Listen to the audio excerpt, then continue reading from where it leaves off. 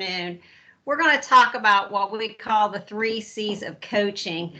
I think these 3 things can flow into seeing a change in school settings. I work at Fayetteville Perry Local School District this past year, and I have worked as an instructional coach several years before. But this year I work primarily at Fayetteville as a data coach, and I work at Western Brown High School as an instructional coach. Today, the work I'm going to focus on primarily is what I've seen take place at Fayetteville Middle School. And that work evolved through the School Quality Improvement Grant. So I work there as a data coach. I'm going to talk about data, but I think what we need to really focus on sometimes are fostering relationships with our teachers, our admins, and our students, and that will give us our biggest bang for the buck. And it will, I think that's what cultivates the cultural changes. So we'll go ahead and get started. Partnership principles, the collaboration foundation to building trust. I'll let you read through these as I talk about them. Equality, choice and voice, dialogue, praxis and reflection, and reciprocity. I think of all these, reciprocity, we have to realize that each interaction we have is an opportunity to learn from each other. So not only are the teachers learning from me as a coach, I learn a lot from my teachers. I learn a lot from the staff in the building, and I learn a lot from speaking with the students because I do talk to the students when I do my observations. As part of this, I think that the number one thing is to realize if someone trusts you and you have that trustworthy character, they're going to believe that you are there to help them.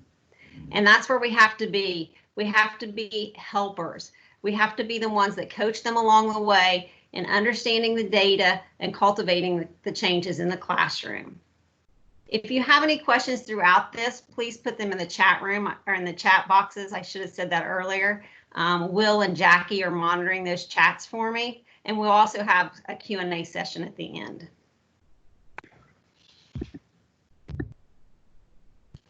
Understanding the partnership. As a coach, I partner with the teachers to analyze the current reality, set goals, identify and explain teaching strategies, and provide support until that goal is met. And then we just start the process all over again. An important part of this is this goal setting. I set goals with the teachers, and we work on what we call peers goals. Those are part of the framework of the Jim Knight instructional coaching. Peers goals are powerful, easy. A huge component of it is they are emotionally compelling. They have to be reachable, and they are not teacher focused, they are student focused. Something that's different, I think, with setting these peers goals and some other goals, there is no timeline. I work on some goals with teachers and it may take us a week and a half to achieve. Some teachers I may work on a goal for 8 weeks. There is no timeline to these goals. Once we reach the goal, we just start the process all over again on a new goal.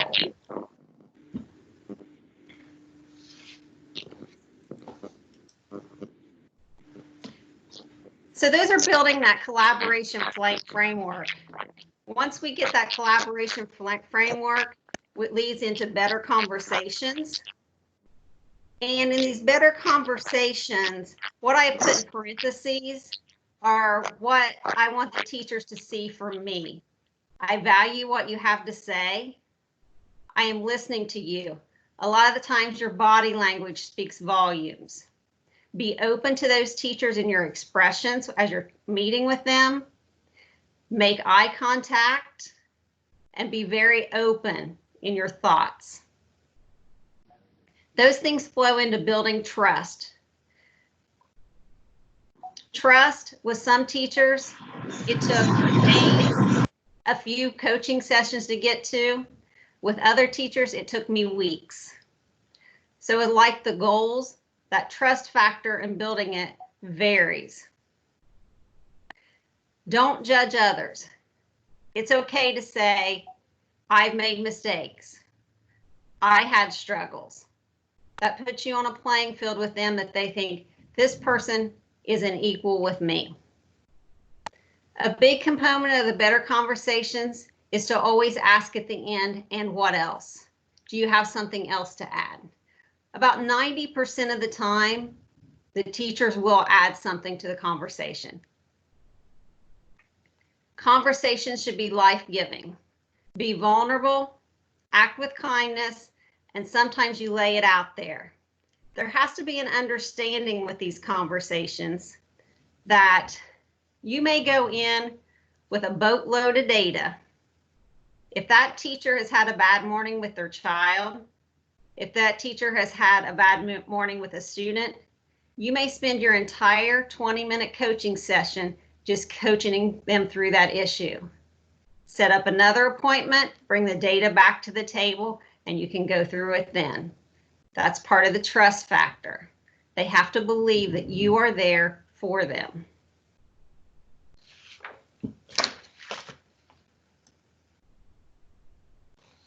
Well, I just went out of sharing. Are you still seeing my screen? Okay. It's something. No, we lost your screen. Do you have it now? Now Yes. we are. We're Okay. back. Okay. It's back. Listening and questioning effectively.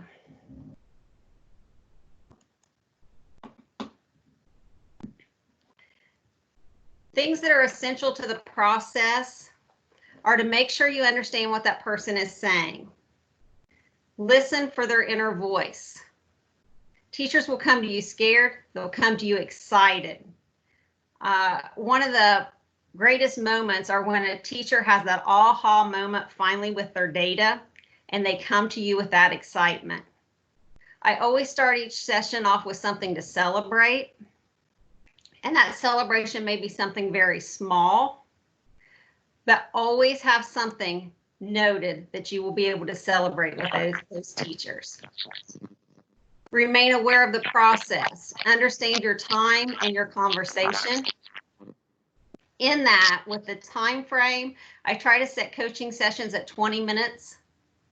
I try to allot time for each thing we want to talk about, but like I said, sometimes that can get carried away. But always keep in mind the process that you want to follow. Ask one question at a time and always say, what else? Listening and questioning effectively. I think these are probably issues that you have all used in coaching sessions, administrative talks, data meetings, but I think it's a good checklist to follow. One on here that is very critical, and I think I've said it before, is to be non-judgmental.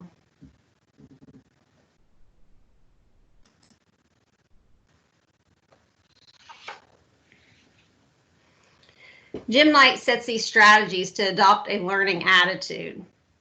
In the work that I've done, I think I have picked out two of these that I think have been most important in my work.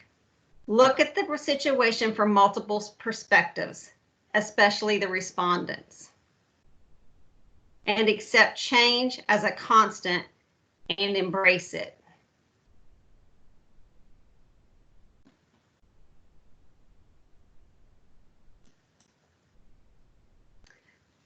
I have a brief video that I want to show, and this is Brene Brown. She talks about having compassion, but it has to be with borders. There has to be a framework. So I want to show this video to you briefly.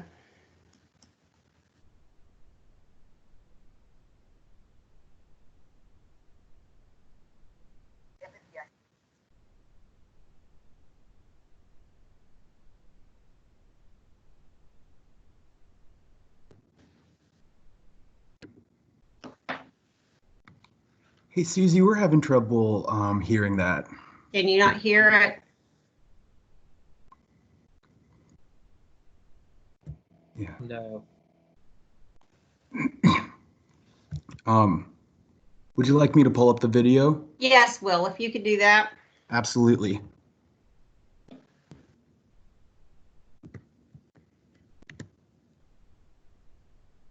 1 second.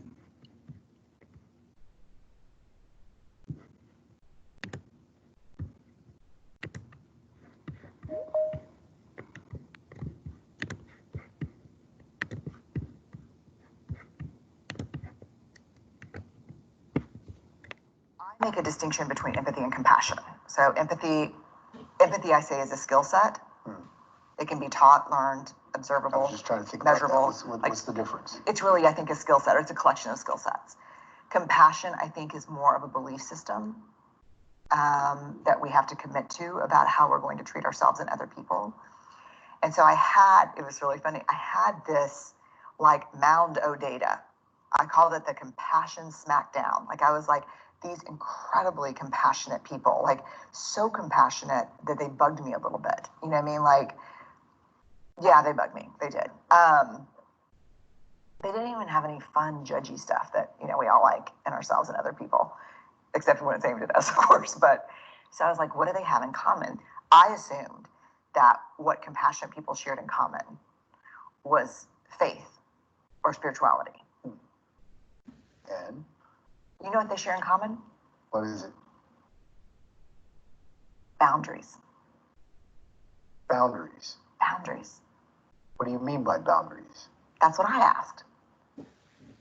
Compassionate people have very clear boundaries that they insist are respected.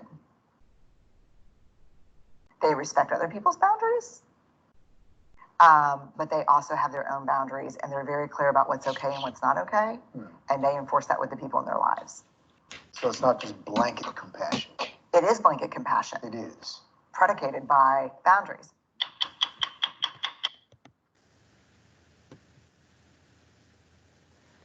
Okay.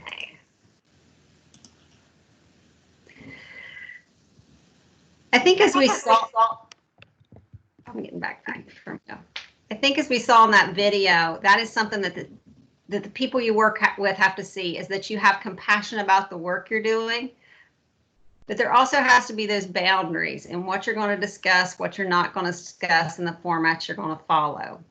If you have not had a chance to read some of Brene Brown's work, I encourage you to read it. It has helped me tremendously in my coaching experiences. Also, she has some phenomenal TED Talks.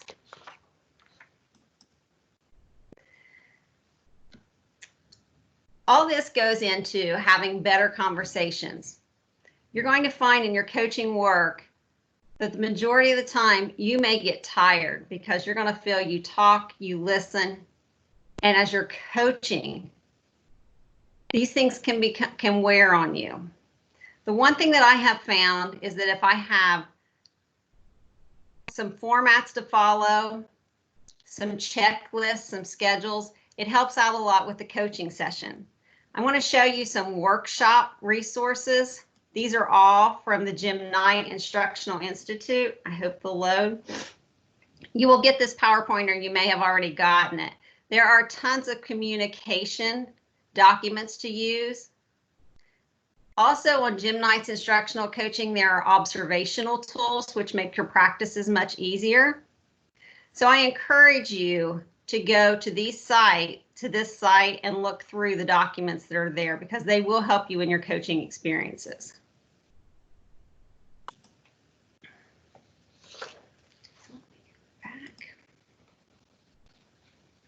Okay. Some key conditions for dialogue. I found this and I thought it hits home with what we're trying to do and coach teachers along. You must demonstrate all of these in the work that you do with them. You must have humility. You must have hope. You must have faith in the teachers and the educational system, critical thinking skills. And I think that love is your teachers that you're working with, your administration have to realize that you have a love for learning and you have a love that those students are going to grow.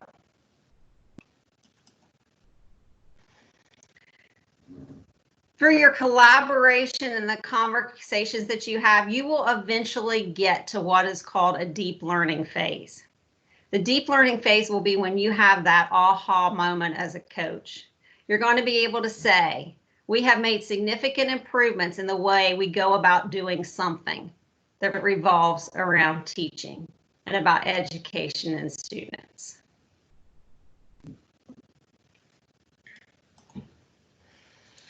Powerful coaching conversations can transform vague thoughts and feelings into concrete descriptions.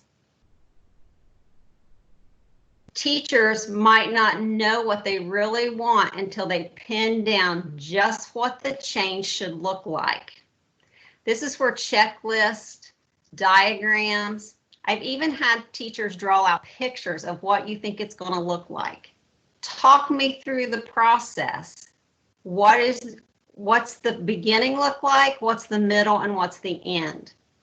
Once they see it for themselves, then they're willing to put the plan into action to reach the goal. Will, do you want to try to run this video? Because I don't know if I'll be able to. Yeah, absolutely. I'll pull it up right now.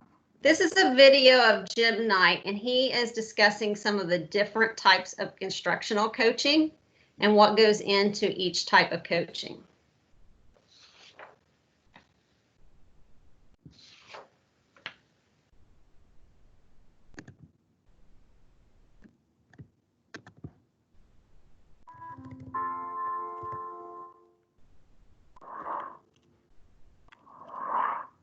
I want to talk a bit about what instructional coaching is, the essentially principles that are behind the work and the process that we do when we do instructional coaching. And I want to distinguish instructional coaching from other approaches to coaching. First thing I want to talk about is what we mean by instructional coaching and how it's similar or different from other approaches. And usually when you talk about coaching, it's put into two different boxes: facilitative coaching or directive coaching.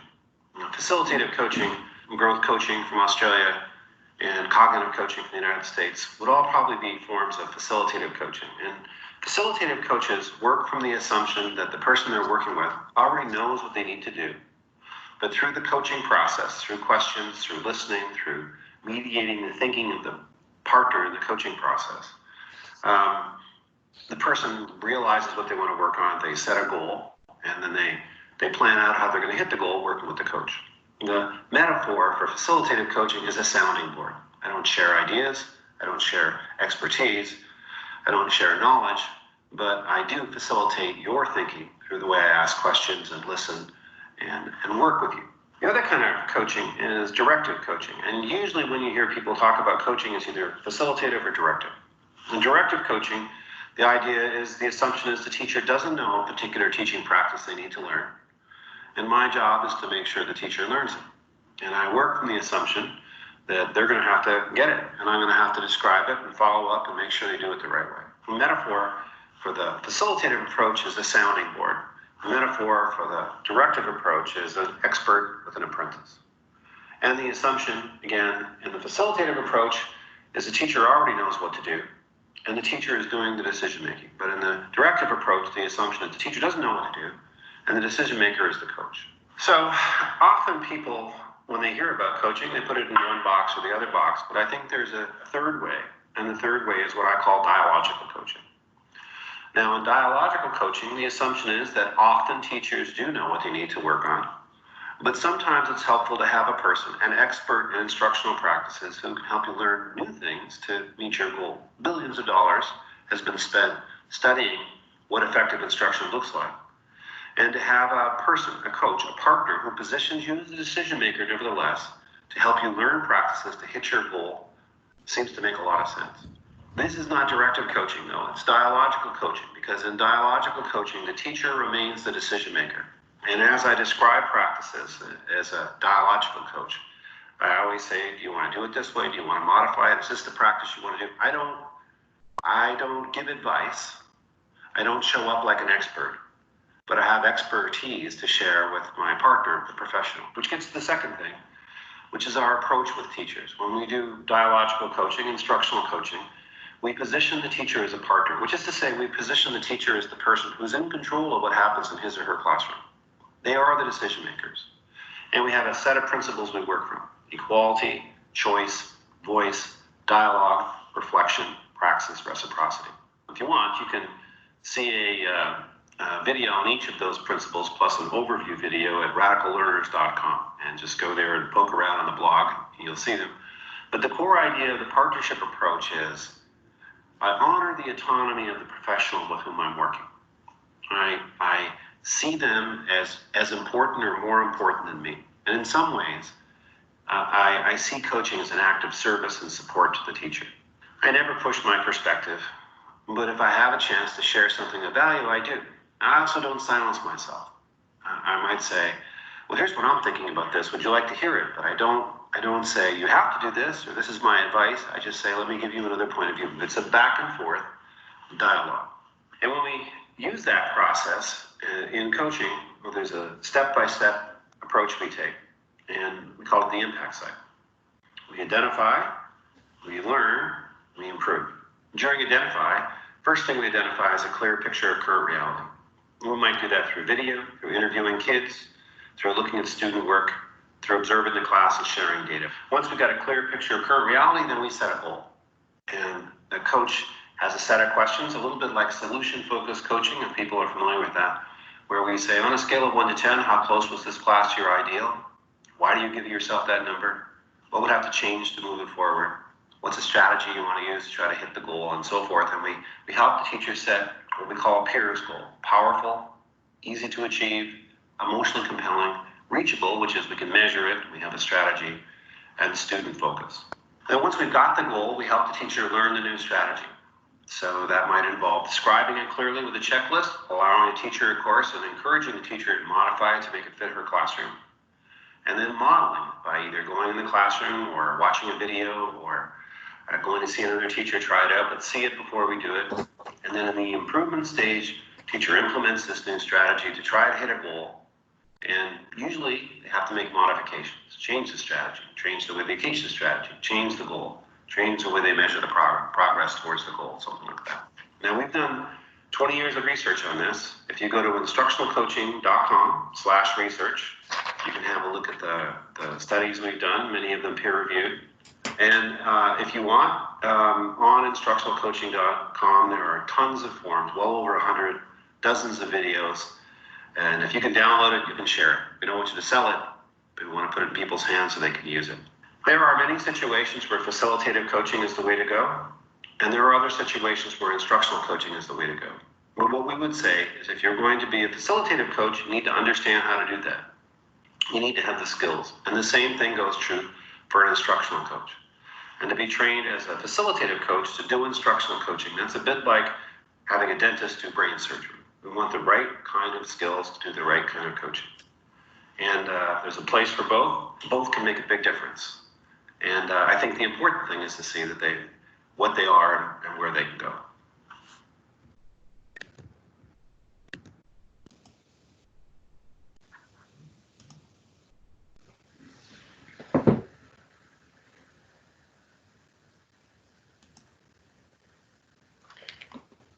As Jim Knight referred to, those 3 phases: identify, learn, and improve. As we walk through these steps in our coaching, our observations, our data talks, I think the hardest one, which may sound odd, is the identify. A lot of times teachers have trouble simplifying that goal and writing it as student focused. Because oftentimes when a teacher has written a goal, they write goals on themselves, how they need to change, not a student focused goal. So in the process, as I've carried this out, that's been one of the hardest things to get teachers to identify a student focused goal and write it and then carry it forward. The learning part of this is where we use lots of checklists, modeling, observations, and have talks about what's taking place in the classroom. The improve, I think Jim Knight hits on it repetitively in that video: change, change, change. Change is a constant. Once you try something, if you say, man, that didn't work, we need to try something else. That didn't work, let's try something else. And then it may be a combination of both strategies that have the greatest effect in that classroom. Key focus here is, what does the teacher want to see? And it goes back to where I said diagrams, charts, graphs, drawings. Ask that teacher to describe what change do you want to see? What do you want to take place in the classroom and what would it look like? The key here is to focus on the growth mindset. That change may be constant. It is not set. Pacing. If a teacher jumps too quickly, they may end up spending a lot of energy working hard to solve the wrong problem. And that's where in the goal setting phase, what is it that you want to hone in on? What change do you really want to see take place in the classroom? Learning without judging. This is where that non-judgmental comes in.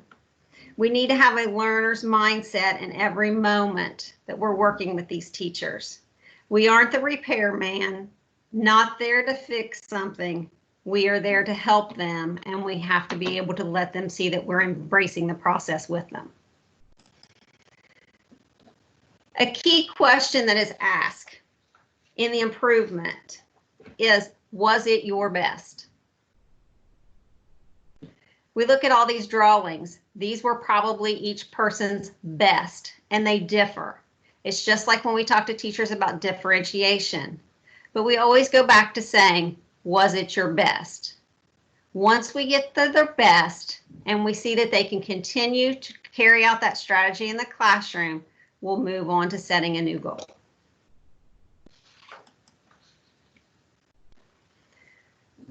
Talking about leverage to create the community. And I think that community is where our culture comes in. Through conversations and collaboration, that's how we are forming the culture at Fayetteville Perry. Change leaders must focus on the most important variables related to the change. What can we get for the change that we want to make with the most positive outcome? We are just in the beginning of phases, but these are our focus. Implement community building strategies that create safe, positive, and productive learning community. And that's where our coaching and our teamwork come in. Know and teach with a plan, your curriculum. Know how well each student is performing. That's your data piece. And use a variety of research-based instructional practices. That's our instructional model. We're building capacity and ownership throughout the school, administration, staff, and students. At Fayetteville Perry at the beginning of the year, we had a new superintendent, a new principal, a new data coach. There was a lot of trust that had to be built. It took us several weeks for teachers to realize we are all in this together. Teachers started looking at their data in a more reflective manner, not in a negative notion. They knew that it was a time for change. We saw a turning point in January when we realigned our teacher-based teams, where our teachers wanted to become coaches of our students. We started using our MAP data. We broke our teachers into teams with students, and they had a coaching session time weekly where they worked with kids to see change. And when we took our spring MAP testing, we saw a huge acceleration in our growth.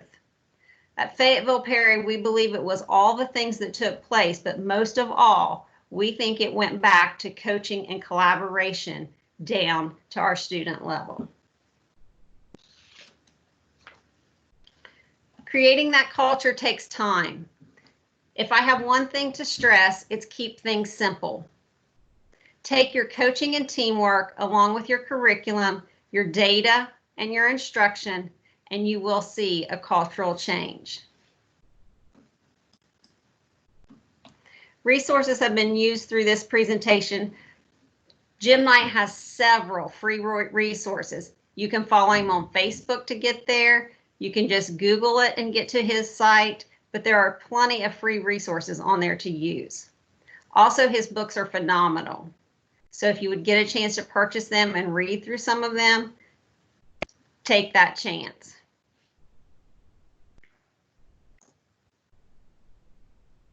Are there any questions?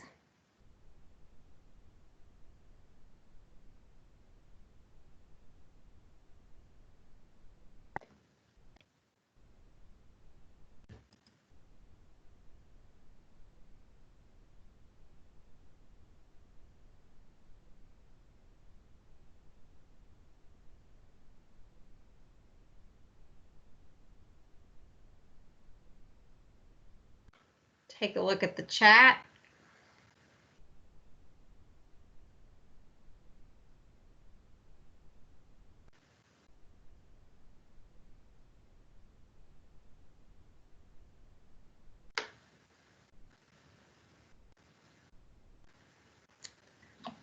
Okay, we'll go ahead and end the session and you can go into the last session of the day. Thank you and have a good day.